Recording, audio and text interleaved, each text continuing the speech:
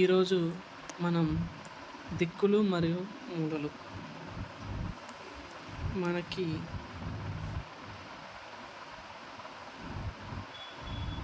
North, south, east, west, north east, north west, south west, south east.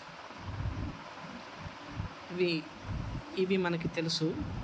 దీన్ని తెలుగులో తూర్పు, దీన్ని పడమర, దీన్ని ఉత్తరం, దీన్ని దక్షిణం.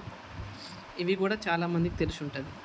బట్ నార్త్ ఈస్ట్ ఈ మూలలు మాత్రం చాలామంది కన్ఫ్యూజ్ అవుతారు. నార్త్ ఈస్ట్, సో దానికి మనకు చిన్న ఫార్ములా. నార్త్ ఈస్ట్ ఈ నీ ఈ ఈశాన్యం. నార్త్ వెస్ట్ వా సో వాయువ్యం. South west, south east. North కరెక్టే ఉంటాయి. సౌత్ ఈస్ట్కి వచ్చేసరికి మనం ఇక్కడ వేసుకోవాలి. సో మనకి 4 మూలలు కదా: ఈశాన్యం, వాయువ్యం, నైరుతి, ఆగ్నేయం. సో రెండు అయిపోయినాయి, ఇంకా 2 ఉన్నాయి. సై నైరుతి.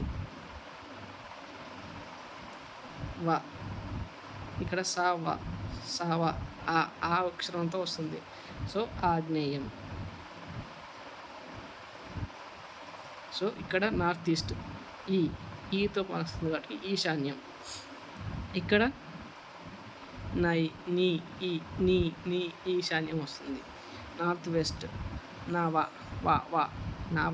మీన్స్ వాయువ్యం. అయిపోయింది కదా. కానీ కిందికి వచ్చేసరికి 2 డిఫరెంట్గా ఉంటాయి. ఇక్కడ సి అంటే ఎస్ఈ ఉంది. సో మనకి ఆల్రెడీ ఈశాన్యం అయిపోయింది. మనకి 2 మూలలు ఉన్నాయి. ఇంకా నైరుతి, ఆగ్నేయం. ఈ అక్షరంతో ఈ అనే కొంచెం లైట్ టచ్ అయ్యేది నైరుతి ఈ. అండ్ సౌత్ వెస్ట్లో వచ్చి మన ఆ లక్షణం వస్తుంది. సో ఆగ్నేయం. ఈ రెండింటికైతే సేమ్ ఉంటుంది. ఈ రెండింటికి మనం దీనికి ఇలా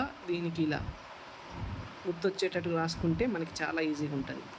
నార్త్ ఈస్ట్ ఈశాన్యం, నార్త్ వెస్ట్ వాయువ్యం, వాయువ్యం.